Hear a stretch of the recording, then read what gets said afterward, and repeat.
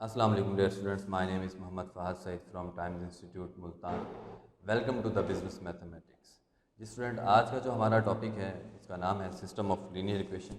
आज के लेक्चर में हम देखेंगे कि सिस्टम ऑफ लीनियर इक्वेशन क्या होती हैं, इनको सॉल्व करने के कितने हमारे पास मेथड्स हैं और इनकी प्रैक्टिकल एप्लीकेशंस क्या हैं। तो स्टूडेंट, हमने इससे पहले जो लेक्चर्स हमने देखे उसमें हमने linear equation in one variable पढ़ा, उसकी एप्लीकेशंस को देखा। इसी तरह से linear equation in two variables को हमने पढ़ा, उसके बाद उसकी भी एप्लीकेशंस को देखा। इसी तरह आज का जो टॉपिक है वो एक से ज़्यादा इक्वेशंस पर डिपेंड कर रहा है। मीन्स एक इक्वेशन तो आपने पढ़ ली कि दो वेरिएबल में भी हो सकती है, मे बी वो थ्री वेरिएबल्स में भी हो, बट आपके पास अब इक्वेशन जो है, वेरिएबल्स की बात नहीं कर रहा मैं, इक्वेशंस की बात कर रहा हूँ। इक्वेशन आपके पास कम से कम एक होनी चाहिए, एक से ज़्यादा हों, देखिए एटलीस्ट टू इक्वेशंस होंगी हमारे पास, तो वो हमारे पास सिस्टम ऑफ लीनियर इक्वेशन बनेगा। फॉर एग्जांपल स्टूडेंट, जिस तरह से हम ये लिखते हैं a1x plus b1y is equal to c1, similarly a2x plus b2y is equal to c2, ये आपके पास सिस्टम ऑफ लीनियर इक्वेशन है इन टू वेरिएबल्स।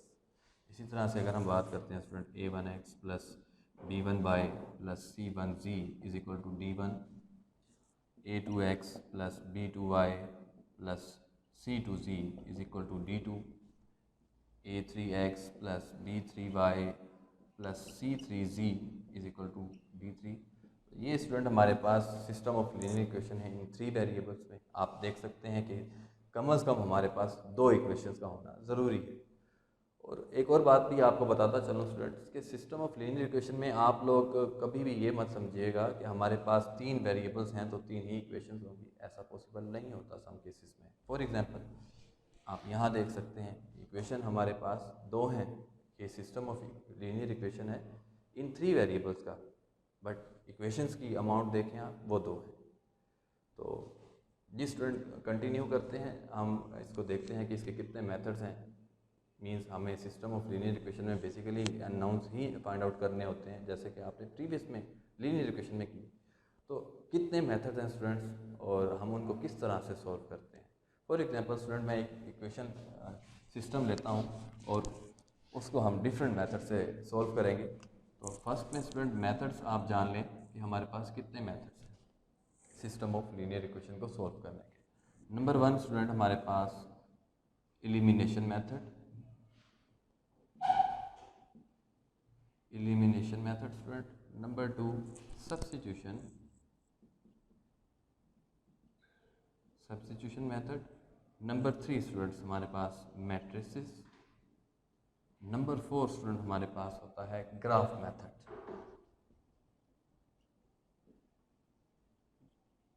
स्टूडेंट, ये डिफरेंट मेथड्स हम डिफरेंट सिचुएशंस में यूज़ करते हैं, डिपेंड करता है आपकी कंडीशन के ऊपर। हो सकता है आप ग्राफिकल मेथड तब यूज़ करें अगर आपने एक पिक्टोरियल जो है प्रेजेंटेशन देनी हो, जिसमें आपको जो है वो ग्राफ बताकर बनाकर समझाया जाता है। बिजनेस मैथमेटिक्स में ग्राफ एक बहुत इम्पोर्टेंस के हामिल हुआ करते हैं किसी भी चीज़ को अंडरस्टैंड करने के लिए, हायरार्कीज़ बनाने के लिए। मैट्रिसेस हैं स्टूडेंट्स, समटाइम्स हमारे पास एलिमिनेशन और सब्स्टिट्यूशन मेथड, जो कि आप लोग वेल फेमिलियर हैं इस मेथड से। तो जब ये दो मेथड्स काम करना छोड़ जाएं तो हम मैट्रिसेस का यूज़ किया करते हैं। ये काम करना कैसे छोड़ जाएं, क्या मतलब हुआ स्टूडेंट? सम केसेस में जब हमारे पास जो ऑर्डर है सिस्टम ऑफ लीनियर इक्वेशन का वो थ्री से बड़ा हो, मतलब तीन इक्वेशंस से ज़्यादा की इक्वेशंस जब मौजूद हों, तो हमारे पास एलिमिनेशन मेथड और सब्स्टिट्यूशन मेथड से सोल्व करना मुश्किल हो जाता है। तो उसको, क्योंकि वो एक तो मुश्किल का मतलब ये होगा कि एक तो टाइम कंज्यूमिंग होता है, बहुत ज़्यादा टाइम लगता है, और दूसरा एरर आने के चांसेस बहुत ज़्यादा हो जाते हैं इस टॉपिक में। तो फिर हम इन दोनों को रिजेक्ट करते हुए हम मैट्रिसेस का इस्तेमाल करते हैं। तो बेसिकली मैट्रिसेस इंट्रोड्यूस ही इसीलिए करवाई गई कि हमारे पास जो ऑर्डर है लीनियर इक्वेशंस का, वो अगर ज़्यादा से ज़्यादा बढ़ता जाएगा तो हमारे पास इस केस पे मैट्रिसेस एक बेस्ट ऑप्शन है उस अननोन के आंसर निकालने के लिए। क्लियर हुआ? चलिए स्टूडेंट, एक क्वेश्चन लेते हैं और देखते हैं उस क्वेश्चन की, हम इस फोर मेथड से क्वेश्चन का आंसर निकालते हैं और आप देखेंगे कि इन सब का आंसर सेम ही होगा। तो तो स्टार्ट करते हैं स्टूडेंट 2/2 से, फिर हम 3/3 की तरफ आएंगे और इसी तरह से इनकी एप्लीकेशंस की तरफ भी आएंगे। जी स्टूडेंट, हमारे पास एक क्वेश्चन है, x + y = 16, x - y = 0। जी स्टूडेंट, हमारे पास ये सिस्टम ऑफ लीनियर इक्वेशन है और हम अपने 4 मेथड्स इसके ऊपर अप्लाई करके देखते हैं।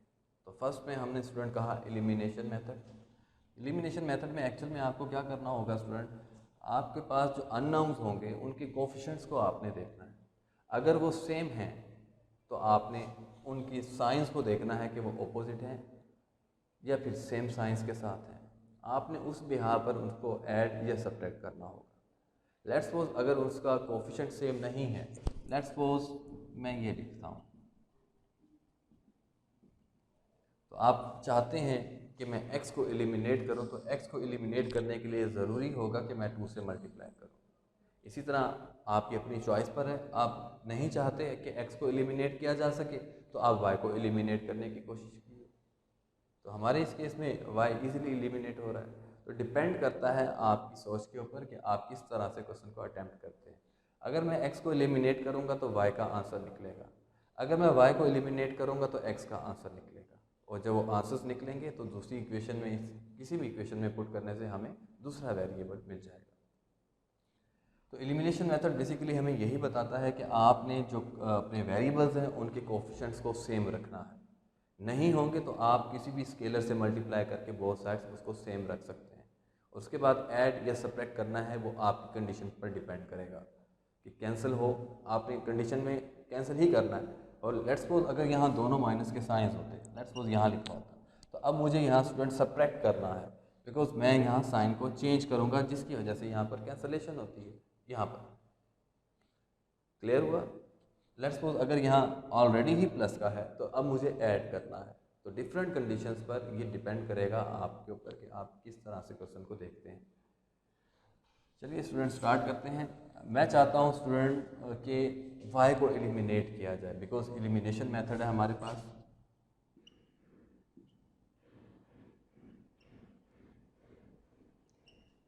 तो आप देख सकते हैं कोफिशिएंट इसके ऑलमोस्ट सेम है, बिकॉज 1 है इसका भी और 1 कोफिशिएंट है। तो मैं क्या लिखूँगा student, add, because opposite science रख रहे हैं तो ऐड में साइन चेंज नहीं हुआ करते, तो तभी पॉसिबल होगा कि हम इनको कैंसिल कर सकें। And let's suppose this is our equation number 1 and this is our equation number 2। Add equation 1 and equation 2, x + y = 16, x - y = 0, and ये ऐड का साइन हुआ student, 2x = 16 and x = 16/2 which is = 8। Student x का answer मिलने के बाद आपने क्या करना है, किसी भी इक्वेशन में सब्स्टिट्यूट कर देना है। आप ये ना करते हुए आप एक और काम भी कर सकते हैं।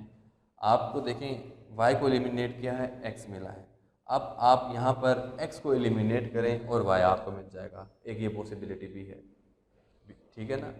आप यहाँ पर अब क्या कर सकते हैं, इक्वेशन 1 और इक्वेशन 2 को सब्ट्रैक्ट कर सकते हैं, बिकॉज यहाँ पर कोफिशिएंट्स दोनों के सेम है।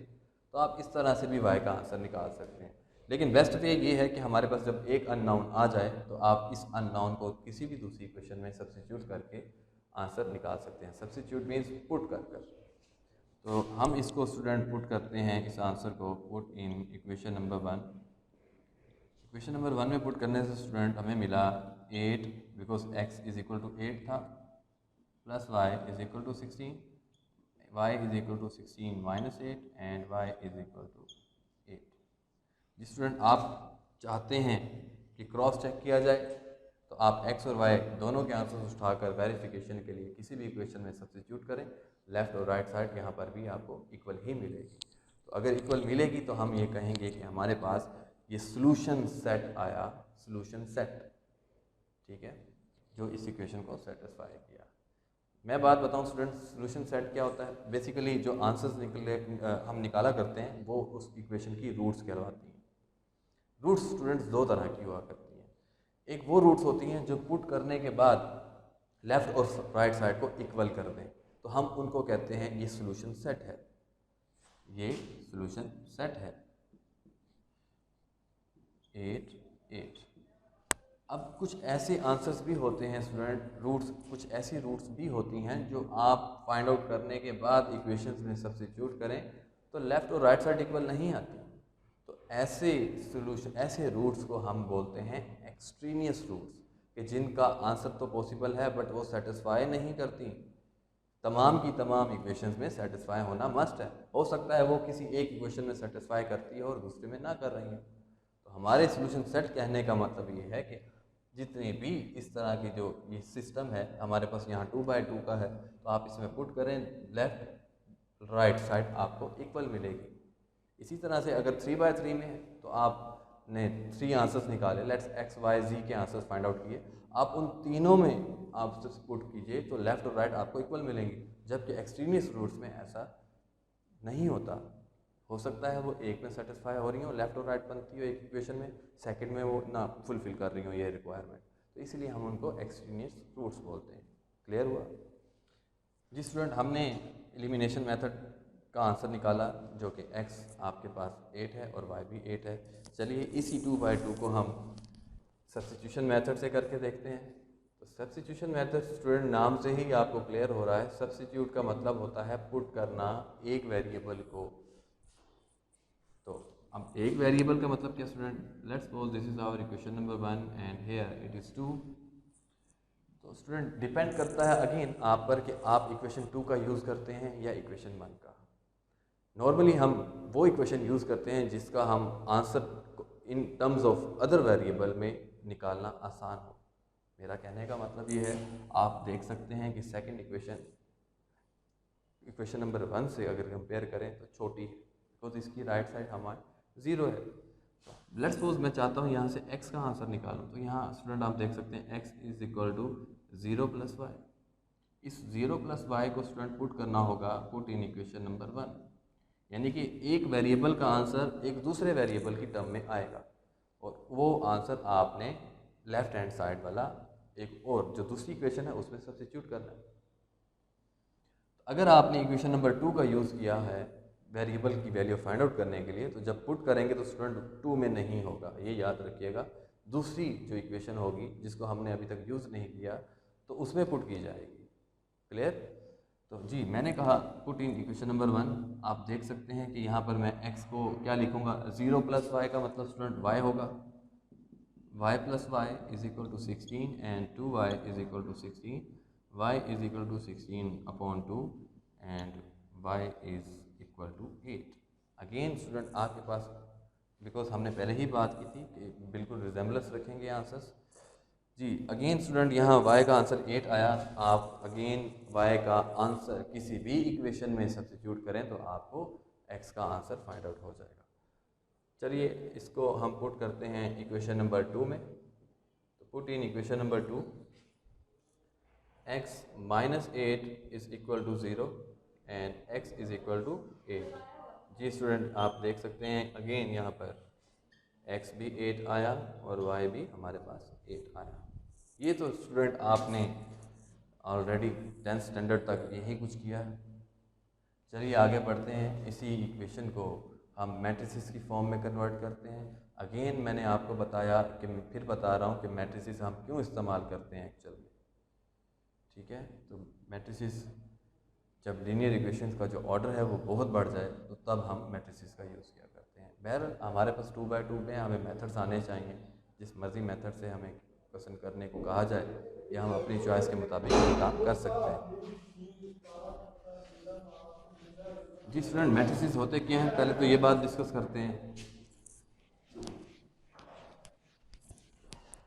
Matrices basically student real numbers या रियल एंट्रीज को एक ब्रैकेट में रख देने का नाम है, यानी कि आप एक बाउंड्री लगा देते हो कि इससे बाहर नहीं जाएंगे।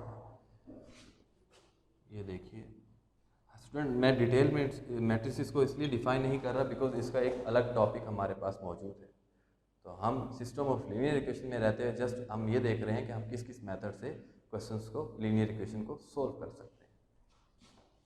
जी स्टूडेंट, अगर मैं आपसे कहूँ तो ये 1 1 बिकॉज कोफिशिएंट्स हमारे पास 1 -1, यहाँ हमारे पास स्टूडेंट्स अननाउंस आ गए एक्स वाई और is equal to 16 0।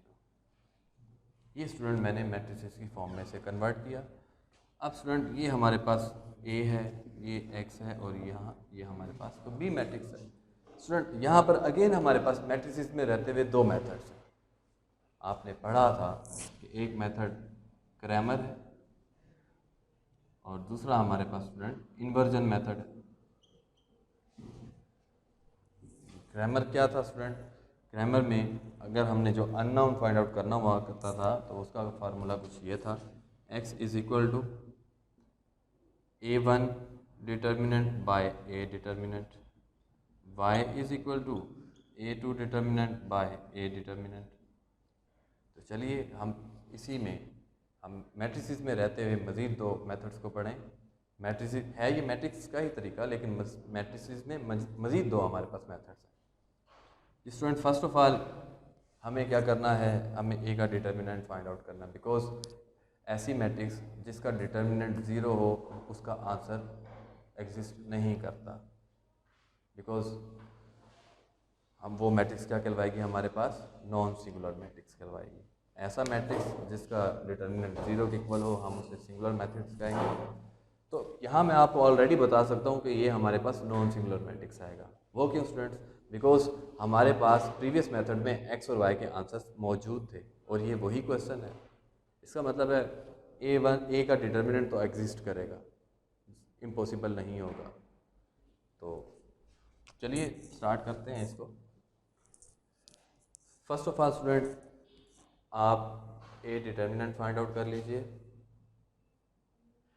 1 1 1 -1 determinant student किस तरह से फाइंड आउट किया जाता है, ये डायगोनल एंट्रीज कहलवाएंगी और ये हमारे पास नॉन डायगोनल एंट्रीज कहलवाएंगी। तो first of all diagonal entries minus non diagonal entries. Diagonal entries means multiple of diagonal entries, 1 into -1। Next sign negative का स्टूडेंट्स 1 इंटू 1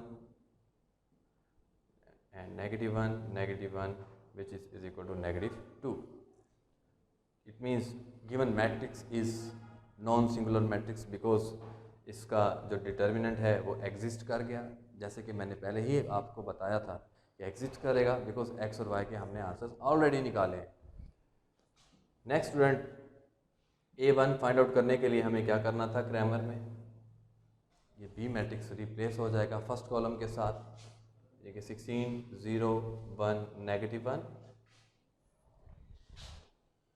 नेक्स्ट स्टूडेंट हम इसका डिटर्मिनेंट फाइंड आउट करने के लिए साइन इसको दिखाएंगे, 16 -1 0 and 1।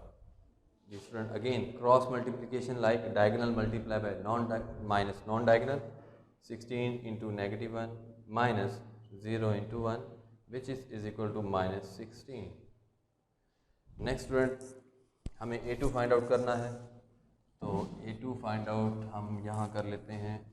A2 is equal to, student second column replace हो जाएगा मैट्रिक्स B के साथ, 1 1 0 16 and 0 and now we find A2 determinant. Student मैं डायरेक्ट लिख रहा हूँ A2 determinant 1 into 0 0 minus 1 into 16 16 which is equal to 16। ये स्टूडेंट हमारे पास 3 वैल्यूज़ अब आ चुकी। A2 ये रहा हमारे पास, ये हमारे पास A डिटर्मिनेंट रहा और ये हमारे पास A1 डिटर्मिनेंट रहा। स्टूडेंट तो इसके बाद जो है हमारा A1 का डिटर्मिनेंट आ चुका। स्टूडेंट ये हमने जो फार्मूलाज लिखे थे आप ये वैल्यूज इसमें सब्स्टिट्यूट कीजिए और देखिए हमारा आंसर इस तरह का आएगा। स्टूडेंट यहाँ आप देख सकते हैं कि x is equal to A1 determinant, A1 determinant student what is -16 by A determinant और ये स्टूडेंट हमारे पास A determinant था। आप देख सकते हैं क्रॉस चेक कीजिए, देखिए 8, जबकि इससे प्रीवियस मेथड में भी हमने x का जो आंसर फाइंड आउट किया था वो 8 ही था। और इसी तरह से y is equal to A2 determinant, here it is -16 over A determinant also is -2। ये देखिए equal to 8, y is equal to 8। Student ये हमारा ग्रामर मेथड था। ग्रामर मेथड से हमने सिस्टम ऑफ लीनियर इक्वेशन जो कि 2/2 में थी, हमने उनके आंसर्स को निकाला। और इसी तरह स्टूडेंट मैं आपको इन्वर्जन मेथड भी रिवाइज करवा दूँ। इन्वर्जन मेथड हमारे पास क्या था?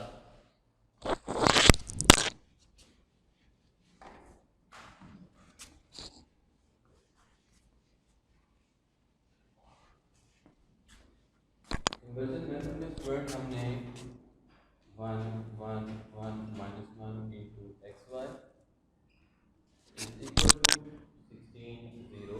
स्टूडेंट इन्वर्जन मेथड ये हमारे पास ए मैट्रिक्स, ये एक्स मैट्रिक्स और ये बी मैट्रिक्स। इन्वर्जन मेथड में स्टूडेंट अगर हम इसको लेफ्ट हैंड साइड से मल्टीप्लाई करते हैं ए इनवर्स से, तो यहाँ आइडेंटिटी मैट्रिक्स बनता था। और ये स्टूडेंट हमारे पास x is equal to A inverse of dot p। Student ये इक्वेशन हमारे पास बना करती थी जिसका हम इनवर्स फाइंड आउट किया करते थे। ए इनवर्स का फार्मूला क्या था? A inverse is equal to adjoint of a by a determinant. और जब ये फाइंड आउट होने के बाद आप इसको b से मल्टीप्लाई करें। तो एडजॉइंट क्या था? डायगोनल की रिप्लेसमेंट नॉन डायगोनल के साइन चेंज, यानी कि डायगोनल में जो भी एंट्रीज होंगी। जी student, adjoint of A means diagonal entries की sign change, non diagonal entries की रिप्लेसमेंट और नॉन डायगोनल्स के साइन चेंज हुआ करते थे एडजॉइंट ऑफ ए में।